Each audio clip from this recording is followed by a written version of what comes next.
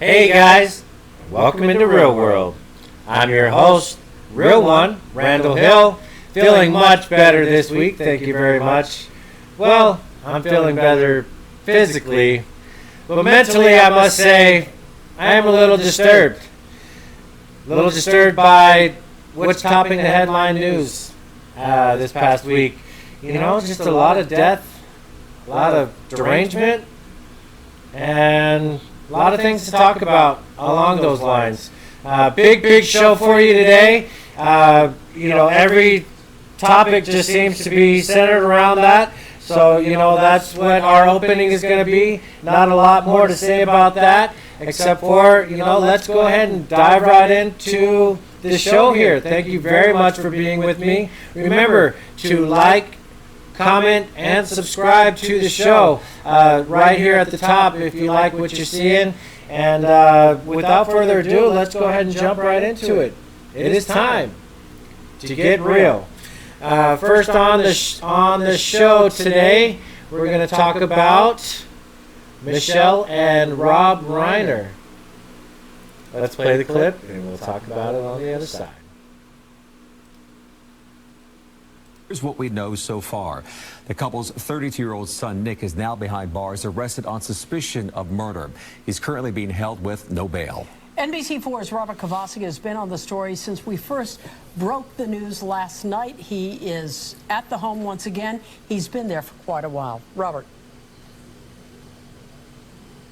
Colleen and Michael, you may be surprised to hear this, but the news of the arrest of Nick Reiner did not come as a surprise to most of Hollywood. There was rampant speculation that he was involved all night long last night. People had been calling me and saying that they believed he was involved, to such a point that when there was a news conference that was held by the LAPD at 9 o'clock yesterday, NBC4 News was there, when the detective in charge and Chief Alan Hamilton were asked specifically, is Nick Reiner a suspect you're looking at? They said at that point they weren't looking for a suspect.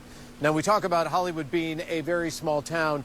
As you take a look at video and pictures of Nick Reiner and his father, Rob Reiner, we can tell you that in this small town, there was a very big party on Saturday night. That's the Conan O'Brien Christmas party on Saturday. It's an annual event, apparently very well attended. Now, throughout the day on Sunday, once news of the murders broke, people were telling me, and NBC News has confirmed otherwise, that there was a fight between a father and son there, that Nick Reiner was acting strangely, and that Rob Reiner and Michelle Reiner had apparently expressed to people at the party that they were concerned about their son.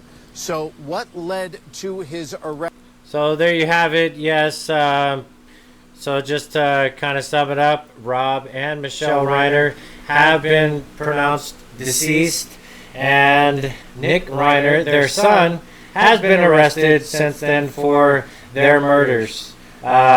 As you heard there, large party taking place in Hollywood, and a fight took place between Rob and son earlier in that evening, and later in the evening you see the result there. Nick had been in and out of rehab, very well known. Anybody that knew the family knew that the kid had troubles, just a lot of drug issues, a lot of mental issues. And, I'm going to say it. Not a big fan of Rob Reiner myself. I know the president is not a big fan of him either. But, he said a lot of deranged and a lot of stupid stuff. In regards to Trump, he had the Trump derangement syndrome. Not that is the subject to be talking about here, but I will say whenever you're not sound of mind yourself, you normally pass that on to your children. And we do see that a lot in Hollywood. With a lot of stars, their children end up pretty deranged, pretty mentally messed up. I mean, it's just an occurrence that probably needs to be looked at this point. It just happens too often, and now we're seeing it hit just the worst, absolute worst ways. You never want to see a tragedy like this. I will say rest in peace to the deceased, And, Nick will probably never see the light of day again, but I hope he does get the help that he needs to help with the demons that he struggles with, because kid seems to have been struggling with demons for a very, very, very long time. Just a sad, sad story to start out with, out of Hollywood. And, moving on, just down the street from Hollywood, an alleged New Year's Eve attack was planned in LA. FBI got in front of it. So kudos to the FBI getting in front of this and stopping a potentially just horrific scene from what was planned. And, well, without further ado, let's go ahead and hear what the FBI was up to stopping this attack.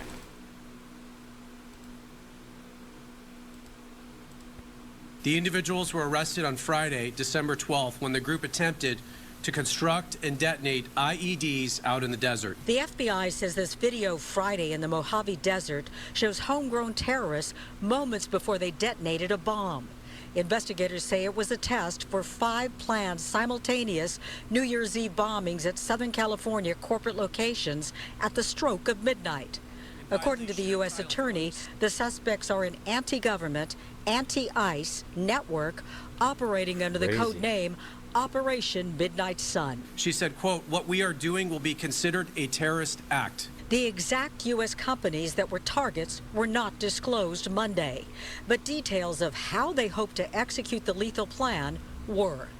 Investigators allege the bombs were hidden in backpacks and marked with graffiti, that by attacking at midnight, they planned to go undetected as holiday fireworks shows provided cover. FBI bomb technicians confirmed the step-by-step recipes for black powder pipe bombs likely would have worked. The 4 LA residents arrested were alleged members of an extremist group called Turtle Island Liberation Front.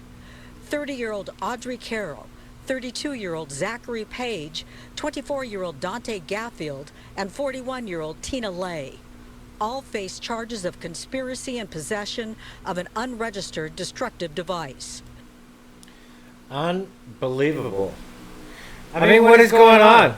Especially in California. 2 stories that I'm starting out with at the top here, both in California, both derangement. I mean, mental disorder is a real thing here, and a lot of people are going to continue to get hurt until law and order is brought back to the forefront. Accountability for people. You see something, say something. I'm really, really glad the FBI was able to get ahead of this, and nothing has happened. Just to recap the story that you heard there was a planning for 5 simultaneous attacks right at midnight to try to cover their tracks as other explosives were going off. They were planning to have their own explosives go off, these explosives to hurt people. For no other reason than they're just deranged and they wanted to carry out some terrorist-like attacks. What is going on in our country? I mean, what the fuck is wrong with people? Seriously. We really need law and order back in this country, and this lefty, lunatic, derangement syndrome that has been spreading like wildfires really, really needs to stop. We need to start holding people accountable in this country. We've seen time after time and time again over the past few months with recent attacks, recent murders, where people have committed crime after crime after crime after crime, and they just keep getting let out by these lefty lunatic judges, and there's no accountability for anything. I promise you, you start holding people accountable for their actions, throwing them in jail, then people start to see real repercussions for whenever they start acting all loony-toony, they will correct. This mental derangement that we're seeing will correct. And we need to stop with all the attacks and the negativity in the news constantly, just surfacing everything. It just gets people anxious and gets people angry, and it's just not a good way forward. I can't say that enough. This mental derangement that we're seeing from, I mean, not only the youth of our country, but, otherwise. And, importing people from the third world really isn't helping with the ideology in our country today. We really need for that to stop. We really need for lefty lunatic judges to stop blocking the Trump administration from deporting as many people as we possibly can, especially if they've only been here within the last 5 years and were let in under the auto pen administration, so that we can get back to track with the Americans and America first, which is the Trump agenda. And I do believe that ideology will begin to fix itself. I mean, we're starting to see DEI policies start to go away, which is a wonderful thing, because we're seeing that it just doesn't work. It is not the way to go. It is merit. Merit is the best way to go. It forces people to work harder and learn and grow. That is the way forward.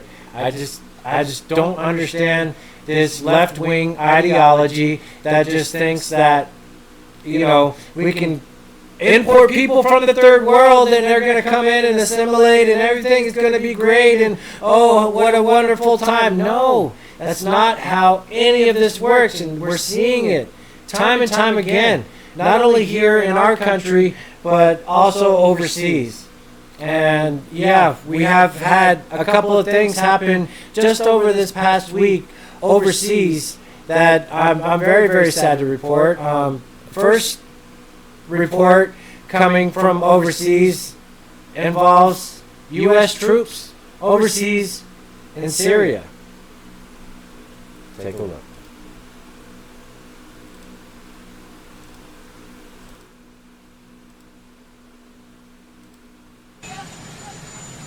So we mourn the loss of three great patriots in Syria.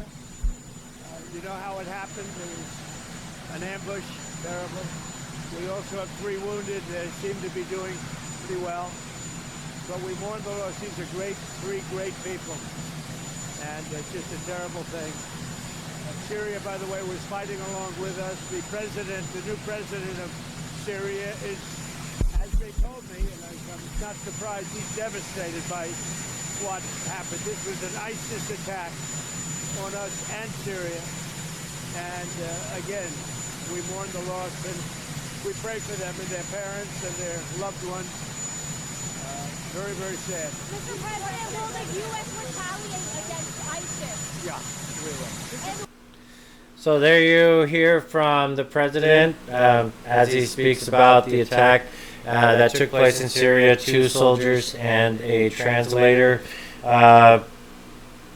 He did say we would retaliate. I am getting news reports that we did retaliate, as you heard the president say there. ISIS did claim credit for the attack, and they were hit hard from what I understand. Not a lot of reporting exactly on that, as that has just happened, but Secretary of War Pete Hegseth has confirmed that we did retaliate, and I am not sure, but I will say, just from what I'm hearing, the retaliation was big retaliation. I'm hearing 30 dead approximately in that one, and there are possible plans for even more retaliation there, as there should be. That's exactly how we should handle these things.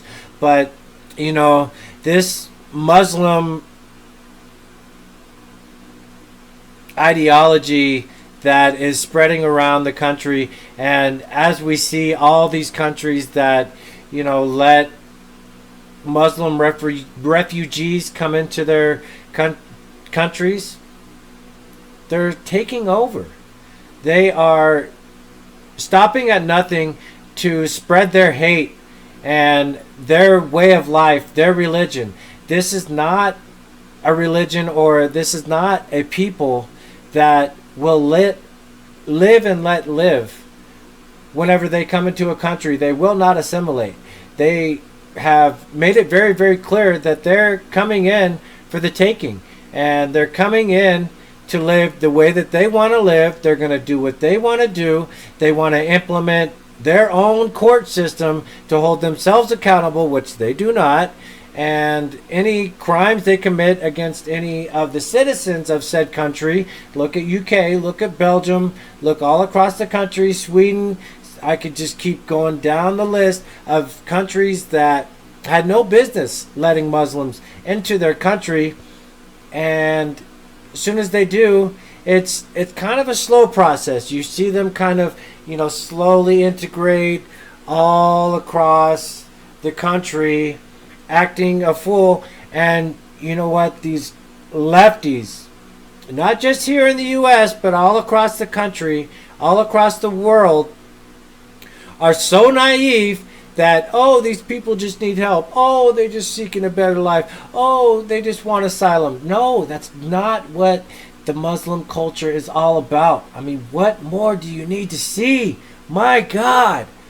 Oh, it's just so disheartening that we have to keep seeing stuff like this over and over again all across the globe, and even here at home. All the terrorist attacks that we've seen here in the country, and we've got Dearborn, Michigan, that you can't even go there if you're an American citizen. Forget about it.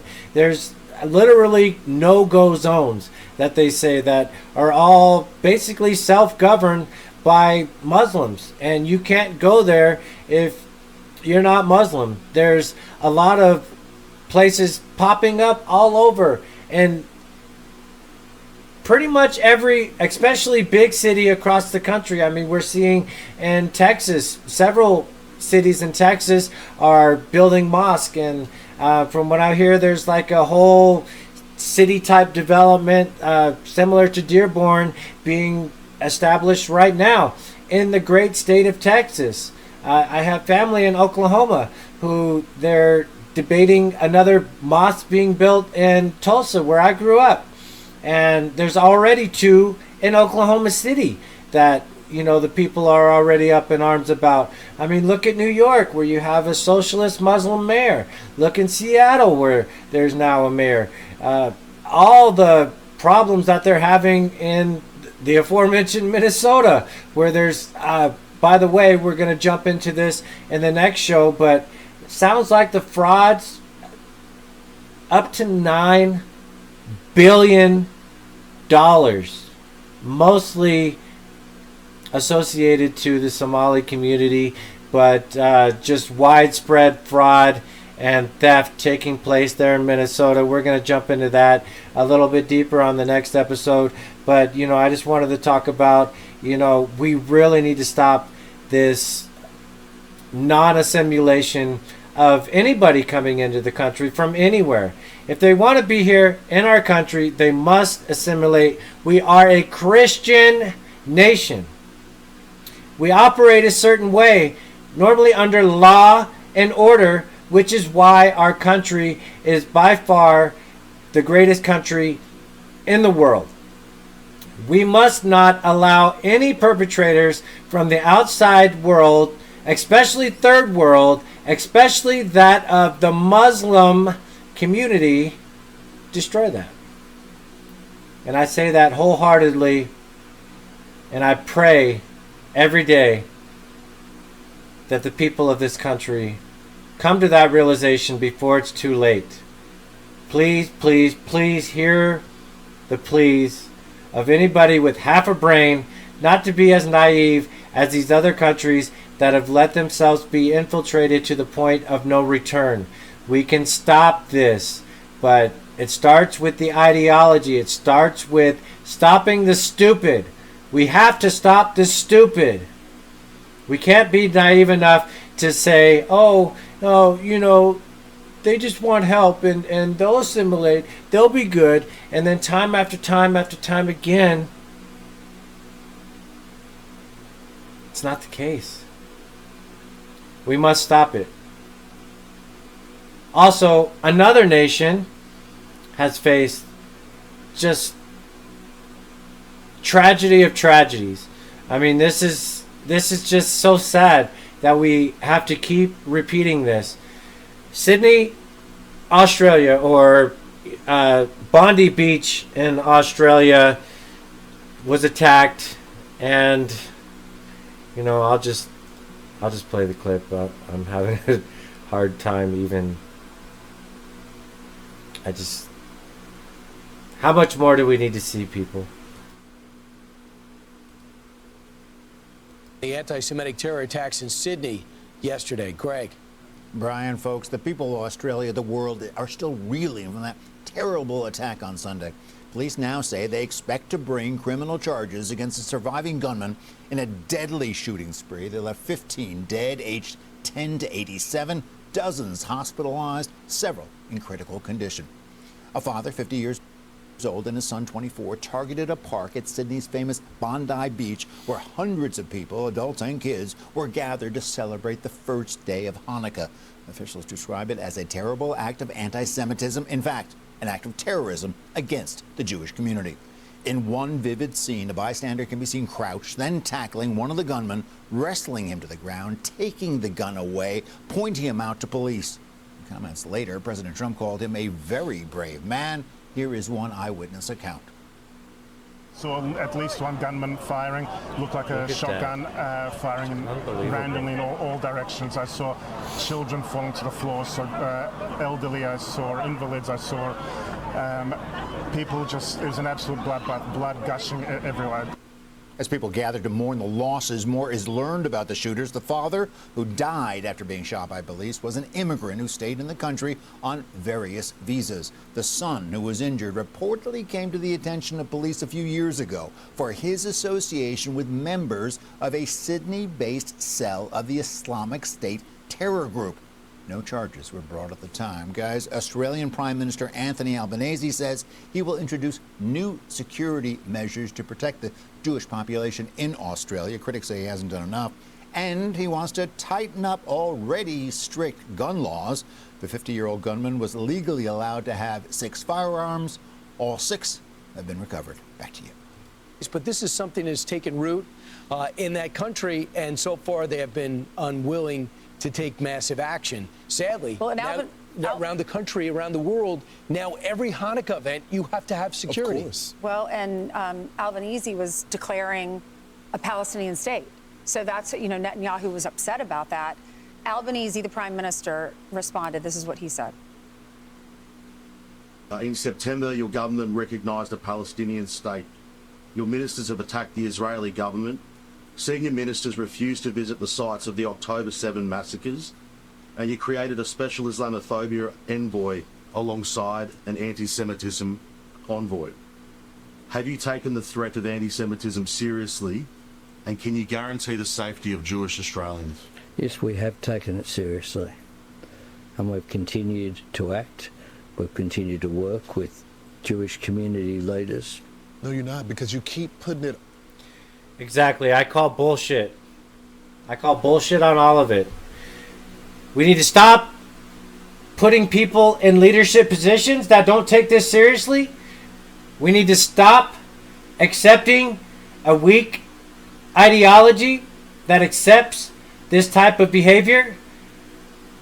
We need to implement law and order. Honestly, that's the only thing holding our country together at this moment in time. And right now we're seeing it go by the wayside, as these other countries have seen happen, and rapid decline following, especially at the hands of these Muslims. Because if you are not with them, you are against them, and you will be dead. They will stop at nothing. We've seen it. We must stop it here in our homeland with every fiber of our being, as I've told you in previous episodes. Also, if you're just now watching on Rumble, and if you're still watching me on YouTube, I have also brought the show over to Rumble. I do plan on making the show a lot bigger on Rumble. YouTube is just, I have noticed a censorship, it seems, to the show. And so we do plan on growing the show a lot on Rumble. So if you could do me so kind of a favor, if you like the show here on YouTube, also please go and search Rhill World Podcast on Rumble. Check me out there. It is the show, but if I would appreciate your likes, comments, and follows there as well. And I will never stop fighting this fight for our freedom, fight for our salvation, fight for Western values, Western culture. We must not fall to the Muslims. We must fight, fight, fight. And finally today,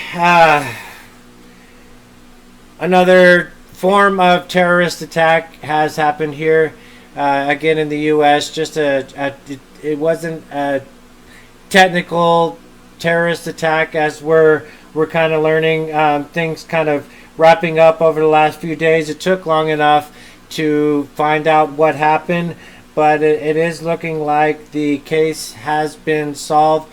Brown University did sustain a tragedy. There was a shooting that killed 2 and injured many, many more. And we are getting some reports on that. It looks like the latest is the suspect in the December 13th mass shooting on the campus of Brown University was found dead by suicide Thursday night in a storage unit in Salem, New Hampshire.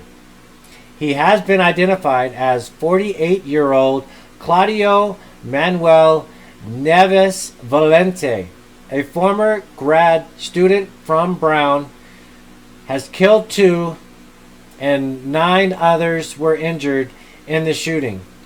Valente is also believed to be responsible for the shooting death of an MIT professor 2 days later in Brookline, Massachusetts. That MIT professor's name was 47-year-old Nuno Loureiro. Officials said the suspects previously attended the same university in Portugal, and both studied physics and are believed to have known each other. An autopsy report released just yesterday showed that the gunman took his own life on Tuesday, December 16th. This shooting took place at the Brown University during finals weeks, and we saw the tragic nature of it, and also just the lack of security, the lack of leadership, and throughout the whole town. I mean, not to mention the school president doesn't know what she's doing, the school administration, there's no security anywhere around, it seems. It was a homeless man living at the school that they didn't know about. Luckily, he was a good citizen, come forward with what he's seen, and that was actually what was led authorities to the right trail to find the suspect, and eventually, traced his steps and found him dead at the storage unit there. But yes, a homeless man, school knew nothing about, living at the site of Brown University. You cannot make this stuff up. It's just unbelievable what is going on in the country. And if you watched any of these news conferences that the mayor of the town was holding, that what a joke. I mean, why do we keep letting these weak people into leadership positions? The president of the school, the mayor, the sheriff of the town. I mean, I have no desire to visit that city, state at all. That side of the country, the whole Northeast, it seems, is just, I don't know if something in the water or what, but we really need to stop with this lefty ideology spreading like a wildfire like it is in this country. We really need to bring law and order back to the forefront of our country. We really need to start loving each other again. And one thing we do not need to do is give up our guns, because of course, what do the lefties do when anytime they can get an opportunity to make something political, if it means advancing their agenda, which would mean disarming people from defending themselves? This is just one example of of these lefties speaking out, but it happened a lot within political means. This happens to be in sports. Steve Kerr came out and just a reminder spoke his piece. That, these shootings continue to happen, and there is something we can do about them. Golden State Warriors head coach Steve Kerr spoke to reporters about gun control laws after the shooting at Brown University. I was here, sitting here 7 years ago after the Parkland shooting. It's exactly the same loss as all the Parkland families and every other mass shooting. The NBA coach has spoken out previously about gun control. We have a huge issue in this country, obviously, with gun violence on many, many fronts, and it needs to be addressed. Kerr's father. All I'm going to say about that is absolutely not.